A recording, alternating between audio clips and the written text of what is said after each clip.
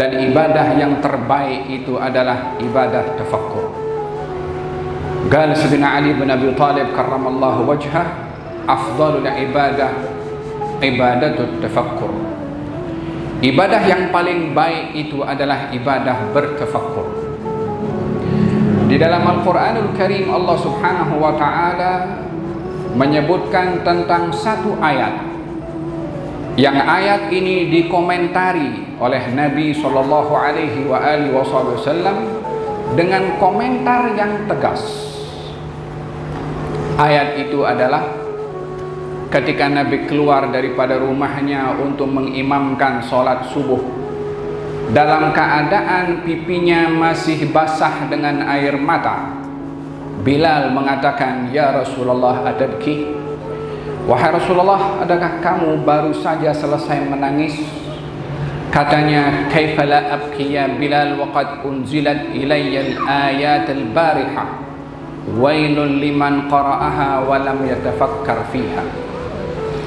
Bagaimana aku tidak menangis wahai Bilal? Tadi malam Allah menurunkan ayat-ayatnya kepada aku. Celaka orang yang baca kalau tidak bertafakkur.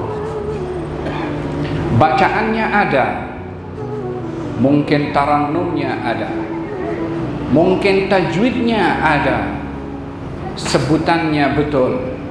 Kalau tafakkurnya tidak ada, maka ini yang dikomentari oleh Nabi, wailul liman qara'aha wa lam yatafakkar fiha. Celaka orang yang baca kalau tidak bertafakkur. Komentar ini begitu tegas, namun ia bermanfaat bagi orang yang mau mengambil nasihat, karena tugas Nabi itu diutus adalah untuk memberi nasihat.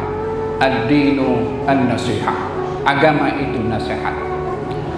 Barang siapa yang mengambil nasihat daripada Rasulullah, ia telah menentukan nasibnya dan masa depannya. Orang yang mengabaikan nasihat Rasulullah, dia juga menentukan nasibnya dan juga masa depannya. Tetapi beda orang menentukan nasib dan masa depannya dengan ikut nasihat Rasulullah, dan orang yang menentukan nasib dan masa depannya dengan melanggar nasihat Rasulullah. Wailun liman qara'aha wa lam yatafakkar fiha.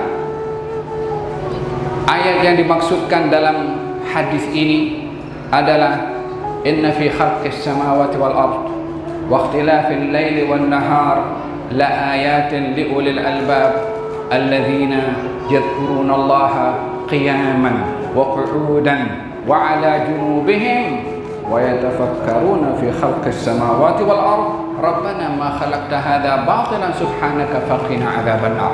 Sampai 10 ayat terakhir yang akhirnya dijadikan kebiasaan oleh Nabi setiap bangun tidur akan dibaca ayat tersebut sebelum melangkah ke kamar mandi, sebelum berwudu dan melakukan salat tahajud, bangun tidur. Inna fi khalqis samawati wal ard wa ikhtilafil laili wan nahar la ayatin li ulil albab, sampai ayat 10 yang terakhir, karena turunnya di waktu malam dan juga datangnya kepada Rasulullah ayat itu di waktu malam, maka dibaca oleh Nabi pada waktu malam ketika bangun tidur.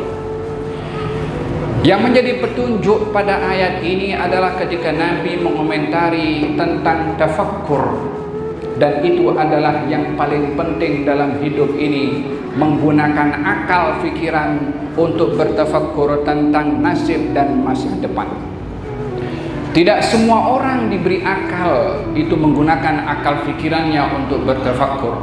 Walaupun di dunia ia digelari sebagai seorang yang jenius atau seorang intelektual ataupun dengan gelaran apapun juga, kalau tidak tahu nasib dan masa depannya, maka dia nanti di akhirat akan mengatakan, wa qalu law kunna nasma'u aw na'qilu ma kunna fi ashabis sa'ir.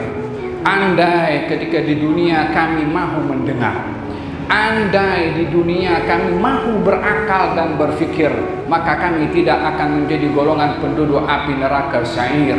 Apa gunanya gelaran jenius di dunia kalau nasibnya di akhirat ia termasuk daripada ashabus sa'ir? Apa gunanya pujian di dunia kalau nasibnya di akhirat nanti termasuk ashabu jahannam wal'iyadu billah? Oleh sebab itu ibadah yang paling tinggi dalam hidup ini adalah ibadatut tafakkur.